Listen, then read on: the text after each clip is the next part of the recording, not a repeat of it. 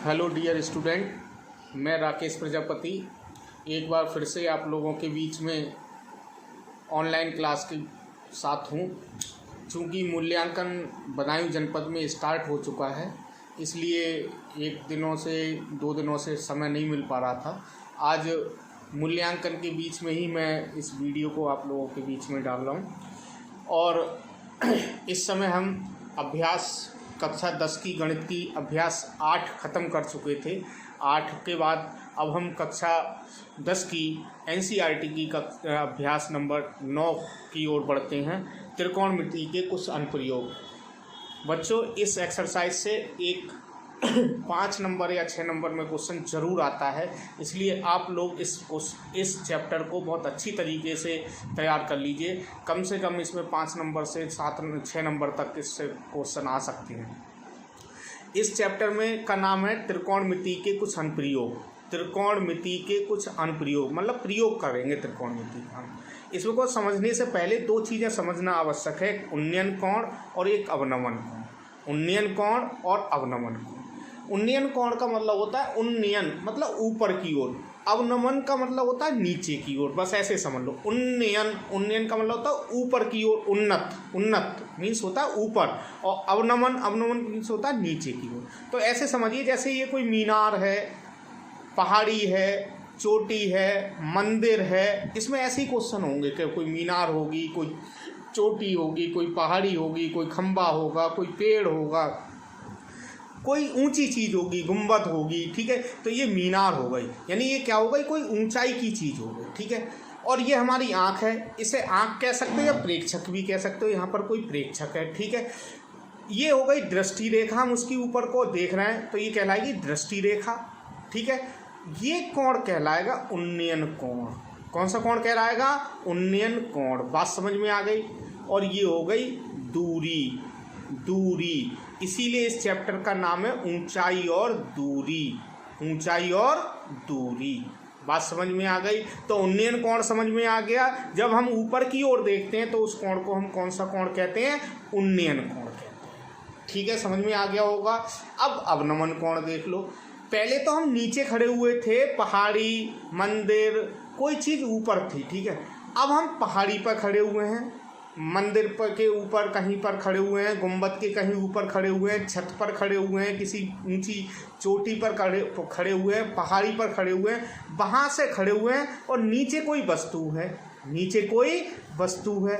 अब हमारी दृष्टि रेखा हो गई ये। अब देखो, हम देख रहे हैं नीचे की ओर, तो इसलिए इस कोण को कहते हैं अवनमन कोण। कौन सा कहते हैं? अवनमन कोण।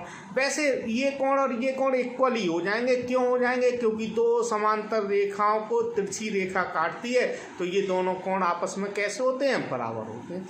लेकिन फिर देखो, ये हो गई ऊंचाई और ये हो गई दूरी, तो फिर से हमारा क्या हो गया? ऊंचाई और दूरी के बीच संबंध हो गया। तो बच्चों, अवनमन कोण और उन्नयन कोण आपको समझ में आ गए होंगे। इसमें देख लीजिए, समकोण त्रिभुज बनना है। इसमें क्या बनना है? समकोण त्रिभुज। यहाँ पर भी देख लीजिए क्या बनना है? समकोण त्रिभुज बनना है। और जब समकोण त्रिभुज बनता है तो हमारे त्रिकोणमिति के जो फार्मूले हैं वो प्रयोग होते हैं। कौन से? Sine theta, tan theta, cos theta, sec theta, cosec theta. ये सारे जितने भी फार्मूले होते हैं ये हमारे सब के सब यूज हो जाते हैं। तो हम आज चलते हैं प्रश्नावली 9.1 की ओर। 9.1 की ओर, और 9.1 का पहला सवाल ले लेते हैं। पहला सवाल देखिए, पहला सवाल क्या कह रहा है। सर्कस का एक कलाकार एक 20 मीटर की डोरी पर चढ़ रहा है जो अच्छी तरीके से तनी हुई है तथा भूमि पर सीधे लंबे खंबे के शिखर से बंधी हुई है। देखो, एक खंबा है, उसके शिखर पर बंधी हुई है ऐसे करके, और इस पर चल रहा है लड़का, इस पर चल रहा है। ठीक है, यदि भूमि स्तर के साथ डोरी द्वारा बनाया गया कोण 30 डिग्री हो। कौन सा कोण होगा भैया? ये उन्नयन कोण होगा। समझ में आ गया होगा, अभी अभी हमने बताया था उन्नयन कोण। 30 डिग्री क्या हो गया? उन्नयन कोण। तो खंबे की ऊंचाई ज्ञात कीजिए। ये ऊंचाई ज्ञात करनी है, ये 20 दे रखी है। ये ज्ञात करनी है, ये 20 दे रखी है। बात समझ में आ गई? पहला सवाल बहुत आसान सवाल है। देखिए अब हम पहले सवाल की ओर बढ़ते हैं। पहला सवाल में यही चित्र था। देखिए खंबे की ऊंचाई हमें ज्ञात करनी है। ये कितनी दे रखी है? 20 मीटर। और ये कोण कितना दे रखा है? 30। कोण कितना दे रखा है? 30। तो मान लिया, माना खंबे की ऊंचाई h है। ऐसे क्वेश्चनों में खंबे की ऊंचाई या जो भी चीज़ ज्ञात करनी होती है वो मान लेते हैं। मान लिया खंबे की ऊंचाई h है। तो समकोण त्रिभुज ABC, समकोण त्रिभुज ABC देख लीजिए, समकोण त्रिभुज ABC में जरा ध्यान देखो, लाल बट्टे कक्का याद होगा। आपको ज्ञात क्या करना है? ये यानी लंब ज्ञात करना है। कर्ण दे रखा है, लंब ज्ञात करना है, कर्ण दे रखा है और कोण दे रखा है। ये तो आपको पता ही है 90 डिग्री होगा, क्योंकि समकोण त्रिभुज में ये वाला कोण तो कितनी डिग्री का होता है? 90 डिग्री का होता है। ठीक है, तो समकोण त्रिभुज ABC में देखो लंब ज्ञात करना है, कर्ण दे रखा है। तो ऐसा कौन सी चीज़ होती है जिसमें लंब और कर्ण आते हैं? लाल बटे कक्का से देखिए, लाल बटे कक्का से देखिए। ठीक है, क्या आएगा? L बटे के लंब बटे कर्ण, और लंब बटे कर्ण किस में आता है? साइन थीटा में। तो साइन थीटा बराबर क्या हो गया? साइन थीटा बराबर क्या हो गया? दोबारा से देखो, लंब बटे कर्ण, लंब बटे कर्ण। लंब कौन सा है? AB, और कर्ण कौन सा है? AC। AB बटे AC। तो थीटा कितना दे रखा है? 30। तो साइन 30 बराबर क्या हो गया? AB बटे AC। AC का मान कितना है? 20। और साइन टेबल याद होगी, साइन 30 का मान कितना होता है? 1/2। साइन 30 का मान कितना होता है? 1/2 बराबर AB बटे 20। तो क्या हो जाएगा? AB बराबर तिरछी गुणा कर लेंगे, तिरछी गुणा कर लेंगे तो AB की 2 से गुणा होगी तो नीचे आ जाएगा। तो AB बराबर कितना हो जाएगा? 20/2। 2 से काट देंगे, 2 धाई 20। तो AB बराबर कितना आ गया?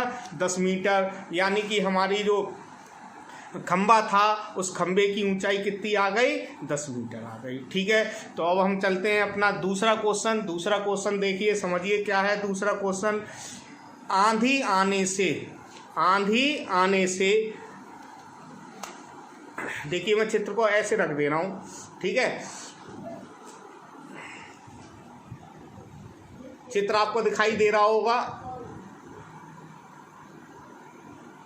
ठीक है, चित्र भी देखिए, साथ में रखा हुआ है चित्र। आंधी आने से एक पेड़ टूट जाता है। देखो चित्र दिखाई दे रहा होगा, ये पेड़ बनाया हुआ है मैंने। आंधी आने से एक पेड़ टूट जाता है और टूटा हुआ भाग पूरी तरीके से मुड़ जाता है। यहाँ से पेड़ टूट गया और मुड़ करके नीचे आ गया। ठीक है, शिखर की जमीन को छूने लगता है। कहाँ छू लिया उसने? जमीन को। इसके साथ 30 डिग्री का कोण बना रहा है। इसके साथ कितने डिग्री का कोण बना रहा है? 30 डिग्री का कोण बना रहा है। पेड़ के पाद बिंदु की दूरी जहाँ पर शिखर को छूता है 8 मीटर है। ये पेड़ का पाद कहलाता है। पाद का मतलब होता है जहाँ टच करती है कोई चीज़, वो क्या कहलाती है? पाद। पेड़ का पाद बिंदु जहाँ शिखर छू रहा है वो 8 मीटर है। ये दूरी कितनी है? 8 मीटर है। तो कहना है पेड़ की ऊंचाई ज्ञात कीजिए। देखिए इस क्वेश्चन को बच्चों ये समझ लीजिए, हमें पूरी ऊंचाई ज्ञात करनी है, ई वाली ये। ठीक है, तो हम ये ना कहें कि ये ज्ञात कर लें और ये ज्ञात कर लें, क्योंकि यही टूट करके नीचे आया होगा। तो हमें ये और ये दोनों ज्ञात कर लेंगे। जब ये दोनों ज्ञात हो जाएंगी तो हमारी पेड़ की ऊंचाई ज्ञात हो जाएगी। देखिए अब मैं इसको चित्र को आपको पूरा अच्छी तरीके से और दिखा देता हूँ। देखिए चित्र दिख रहा होगा अब आपको, दिख गया होगा अच्छी तरीके से। पेड़ पूरा था, पेड़ टूट गया, यहाँ से टूट करके यहाँ लग गया और ये कितने डिग्री का कोण बना रहा है? 30 डिग्री। ये कितने मीटर है? 8 मीटर। ये हमने x मान ली। कितनी मान ली? x। तो कहना है माना पेड़ की कुल ऊंचाई BD है। देखो पेड़ की कुल ऊंचाई कितनी है? BD। इस BD को 2 तरीके से लिख सकते हैं, AD plus AB। AD plus AB। तो देखो हमें ये ज्ञात करना है और ये भी ज्ञात करना है। आधार दे रखा है, क्या दे रखा है? आधार। लंब भी ज्ञात करना है और कर्ण भी ज्ञात करना है। लंब भी ज्ञात करना है, कर्ण भी। तो पहले आधार और कर्ण में कौन सा संबंध, आधार और लंब में कौन सा संबंध होता है वो लगा लेते हैं। तो फार्मूला पढ़ाया था, आधार और लंब में कौन होता है, लंब बटे आधार। तो tan 30 बराबर लंब बटे आधार, लंब बटे आधार। लंब कितना हो गया, ए बी, लंब कितना हो गया, ए बी बटे आधार, आधार कितना हो गया, बी सी बटे बी सी। तो tan 30 बराबर क्या हो गया, ए बी बटे बी सी। tan 30 का मान कितना होता है, 1/√3, 1/√3। ए बी का मान कितना मान लिया था, x मान लिया था, x बटे 8। तिरछी गुणा कर लें, तिरछी गुणा कर लेंगे तो x बराबर कितना हो जाएगा, 8/√3।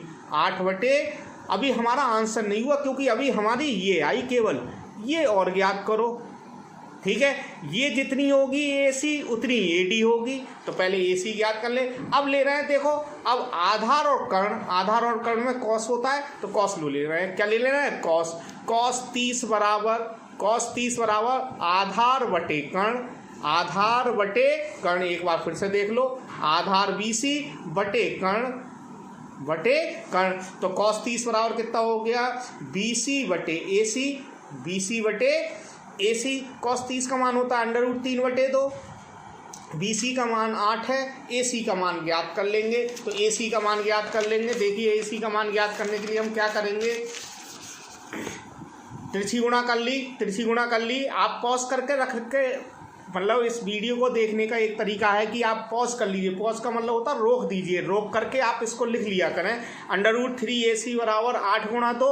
तो ए सी बराबर कितना हो गया, 8 गुणा 2 बटे √3। ये ए बी के बराबर होगा। अब मैंने आपको समझाया था अभी थोड़ी देर पहले, क्या समझाया था कि हमें ज्ञात करनी है ये पूरी, क्या ज्ञात करनी है, बी डी। क्या ज्ञात करनी है, बी डी। और बी डी किसके बराबर होगा, A B plus A D, A B plus A D. तो देख लीजिए बी डी याद कर ले रहे हैं हम। बी डी बराबर कैसे हो जाएगा, बी डी बराबर हो जाएगा A B plus A D. A B का मान कितना था, 8/√3 और उसका मान कितना था ए डी का, 8 गुणा 2 बटे √3। 8/√3 कॉमन हो गया, 8/√3 कॉमन हो गया, पूरा कॉमन हो गया तो 1 बच गया और यहाँ पर 2 बच गए, 1 + 2। तो 8/√3 गुणा 3। चाहे तो 3 से √3 से ऊपर नीचे गुणा कर लो, चाहे पता होना चाहिए √3 से जब 3 को काटेंगे तो √3 आ जाएगा। तो कितना हो जाएगा, 8/√3। इस स्टेप को दोबारा मैं समझा दे रहा हूँ, ऐसे भी कर सकते हैं इसे। ये आया था तुम्हारा 8/√3, ठीक है। तो 8/√3 गुणा 3 आया, गुणा 3। तो नीचे ऊपर √3 से गुणा कर लो, ठीक है। √3 से गुणा कर लिया, नीचे ऊपर। तो देखो क्या होगा, √3 से गुणा करेंगे, ये 3 बन गए, तो ये 3 से 3 कट जाएंगे तो क्या बच जाएगा, 8/√3 मीटर। तो ये हमारा कौन सा क्वेश्चन नंबर 2 हो गया। इसी के साथ मैं वीडियो बहुत बड़ी हो जाएगी, इसलिए मैं केवल इस समय इस एक्सरसाइज के क्वेश्चन नंबर 2 तक का इस वीडियो में बता रहा हूँ और आगे के क्वेश्चन अगली वीडियो में बनाऊँगा। तब तक के लिए आप इस काम को नोट करते रहिए और आगे के क्वेश्चन जितने भी हैं उनको भी करने का प्रयास कीजिए। जिन लोगों ने अभी तक यूट्यूब चैनल सब्सक्राइब नहीं किया है, सब्सक्राइब कर लें और वीडियो को ज़्यादा से ज़्यादा शेयर कर दें। बहुत बहुत धन्यवाद।